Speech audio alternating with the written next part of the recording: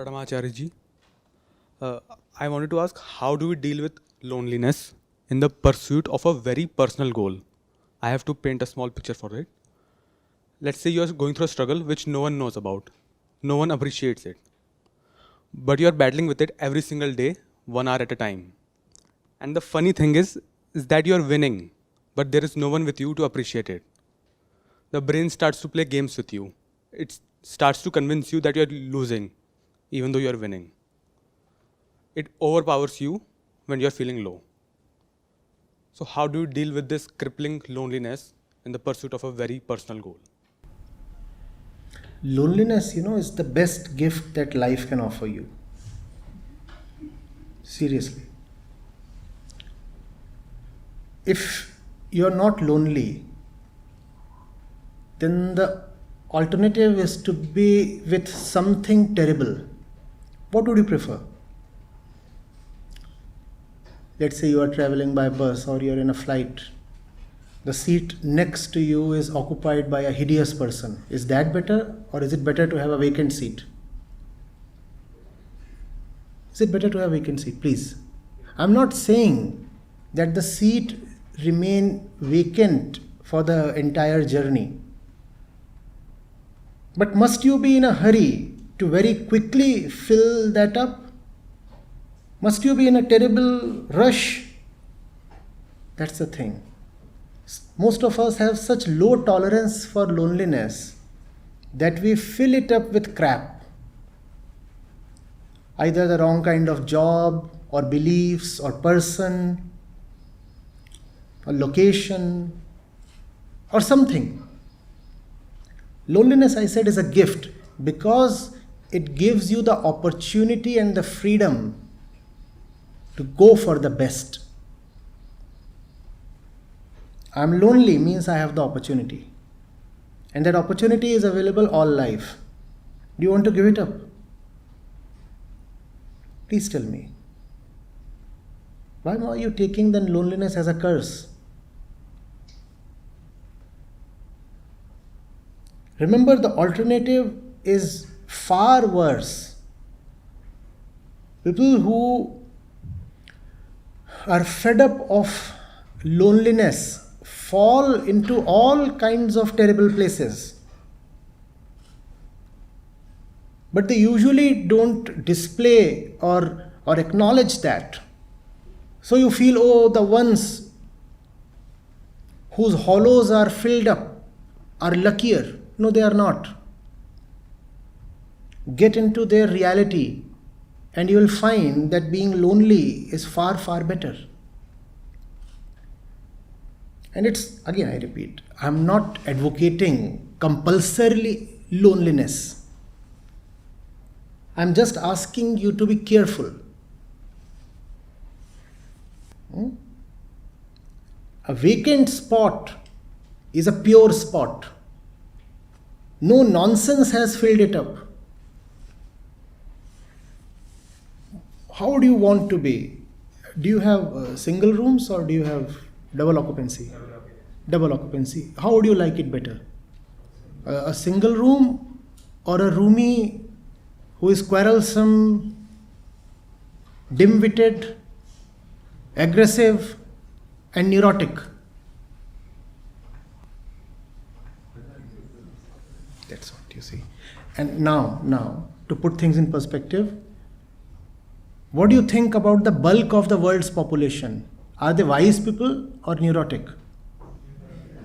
Neurotic. So now you know what I'm saying. Just going by probability,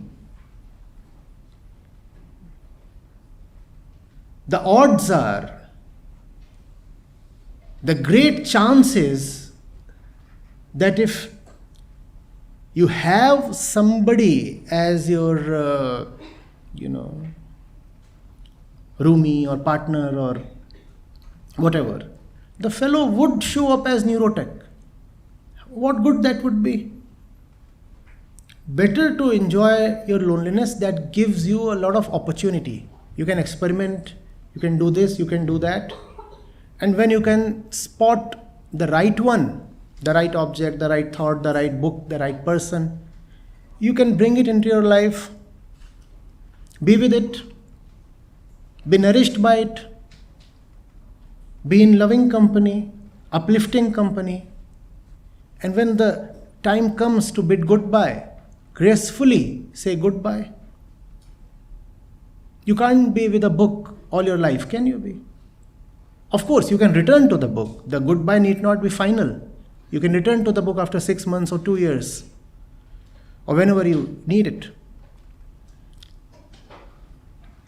There has to be a way of life that's founded on freedom, not compulsiveness. As human beings, and particularly as Indians, we are trained and steeped in compulsiveness.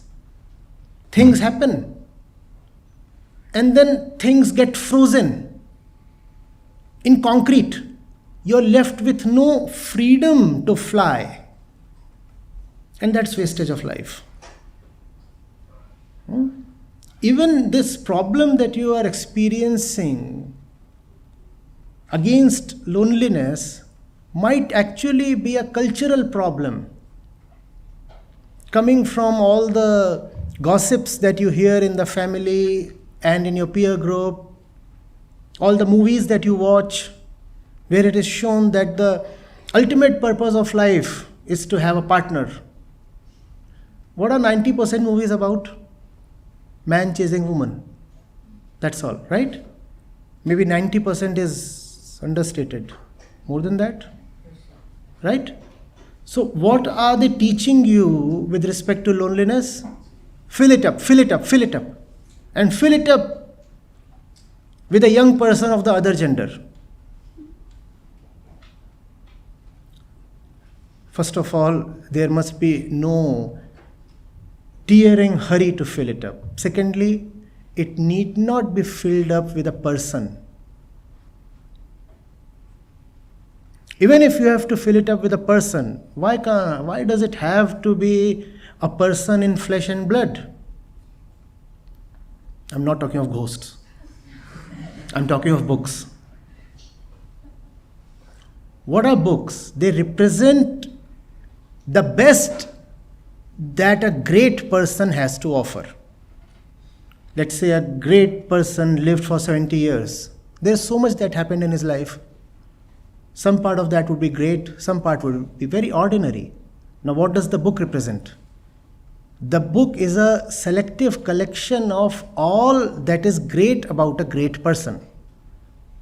Why don't you live with that book? It would uplift you.